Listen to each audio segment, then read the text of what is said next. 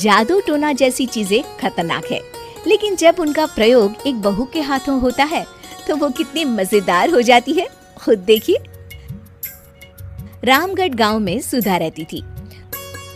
सुधा की सास उससे बड़ा काम कराती, तो पति ऐसा जो ना कभी घुमाने ले जाता और ना ही कभी कोई तोहफा लाता। बेचारी इस बात से हमेशा दुखी रहती, लेकिन एक दिन उसकी जिंदगी बदल जाती है। अरे सुधा, सारा दिन न जाने क्या क्या सपने देखती रहती है। जाकर कुछ बढ़िया सा खाना बना कर ले आ। सपना ना देखो तो क्या करूं? मेरे तो कर्म ही फूट गए जो ऐसे घर में शादी हो गई। इससे अच्छा तो माँ जी कोई फुल टाइम मेड ही रख लेते। ओहो, बढ़िया ही फुल टाइम मेड रखने वाली। मेरे बेटे के लिए तो विलायत से रिश्ते आ रहे थे। वो तो तेरे पापा ने तेरी इतनी झूठी तारीफ कर दी कि हमारा तो मन ही पिघल गया। अच्छा, विदेश से रिश्ते? वाह माँ जी वाह। अरे भगवान से तो डरिए, विलायती बहू लाकर क्या गाय का गोबर लिपवाती? बहू बहू होती है, ना वो देशी होती है ना विलायती। बहू का काम सिर्फ सास की सेवा और घर का काम होता है। और सुन, तुझे मैं क्यों बताऊं कि मैं क्या करती? जाकर घर का काम कर। सुधा मन महसूस कर वहाँ से चली जाती है। शाम को सुधा का पति जल्दी घर आता है, जिसे देख सुधा खुश हो जाती है। जी, आ गए आप? जरूर मुझे कहीं घुमाने ले जाने का प्लान होगा आपका। सब समझती हूँ मैं। अरे नहीं भाग्यवान, घूमना क्या है, बस आज जल्दी बस मिल गई तो घर जल्दी पहुँच गया। अच्छा सुनो, जरा आज शाम की चाय के साथ पकोड़े भी तल लेना, बड़ा मन कर रहा है। सुधा पति की बात सुनकर पैर पटकती हुई किचन में चली जाती है। वो काम करते करते खिड़की के बाहर देखती है कि तभी उसे एक चमकीली सी कॉपी दिखाई देती है। वो खिड़की से उस कॉपी को उठा लेती है और उसे खोल कर देखती है तो उसमें सुनहरे अक्षरों में लिखा होता है, जादुई किताब, इस पर जो लिखो वो सच होता है।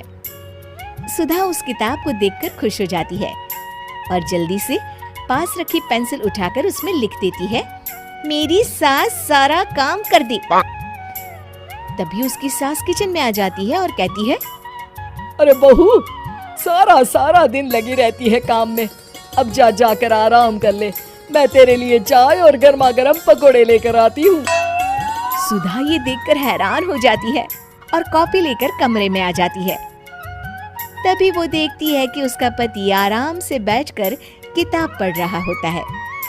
सुधा झट से कॉपी निकालकर उसमें लिखती है, मेरा पति मुझे घुमाने ले जाए।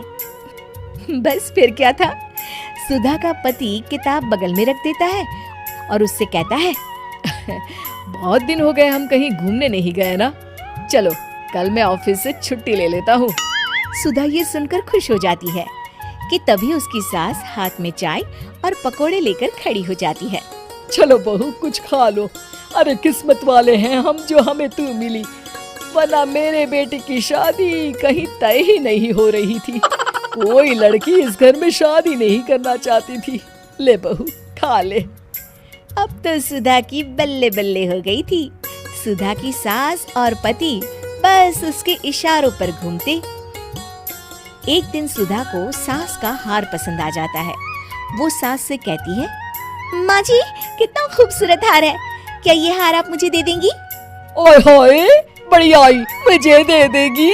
अरे तेरी माँ ने दिया है ना मुझे, जो मैं तुझे दे दूं?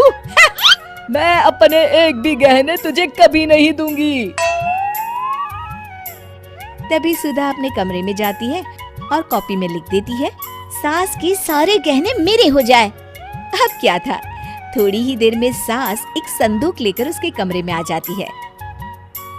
बहू, ये ले। ये क्या है माँ जी? बेटा, ये मेरे गहने हैं। अब मुझ बुढ़िया पर तो ये अच्छे नहीं लगते। तेरी तो उम्र है पहनने उड़ने की, ये ले, गहने तू ही रख ले। तभी सुधा की नजर उस हार पर पड़ती है जो सासू माँ ने पहना है। और माँ जी, ये हार जो आपके गले पर है?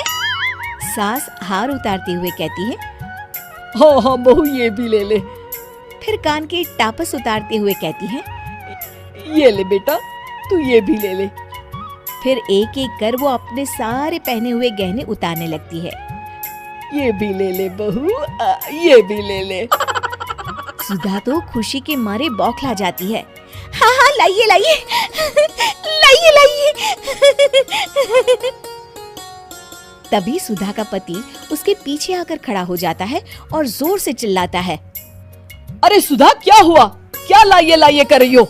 अरे जरा कढ़ाई में तो देख लो, सारे के सारे पकोड़े जल गए।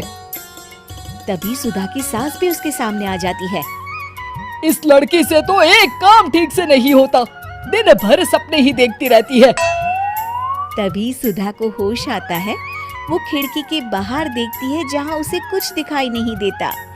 दरअसल जादुई वादुई कुछ नहीं था, वो सिर्फ एक काल्पनिक सपना था जो सुधा अपनी जिंदगी से तंग आकर देख रही थी।